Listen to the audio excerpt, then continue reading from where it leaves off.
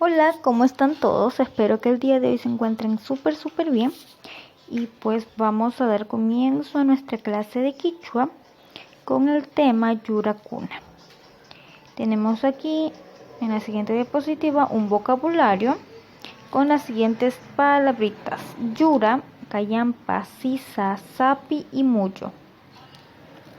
Yura es árbol, Callampa hongo, Sisa flor, Sapi raíz, Muyu semilla. Voy a volver a repetir el vocabulario: Yura árbol, Callampa hongo, Sisa flor, Sapi raíz y Muyu semilla.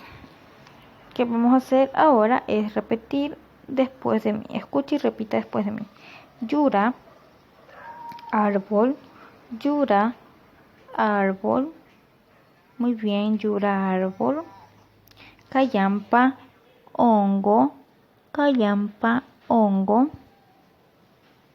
Siguiente, Sisa flor, Sisa flor.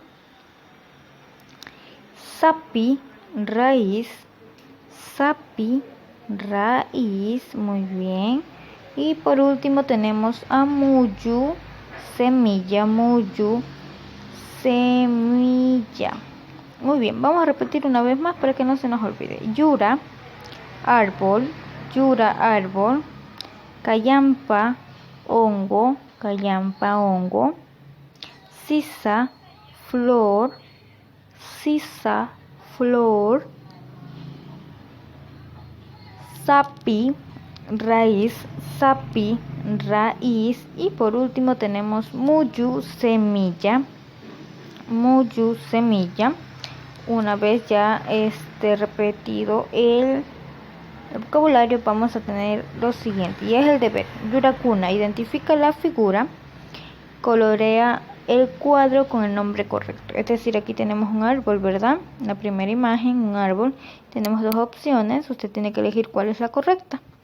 Y entre estas dos opciones, la correcta es Yura, ¿verdad? Y usted va y colorea con el color de su preferencia, con el cual esté al lado suyo. Usted lo coge y lo colorea.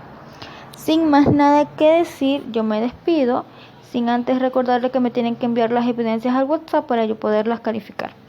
Me despido hasta la próxima clase.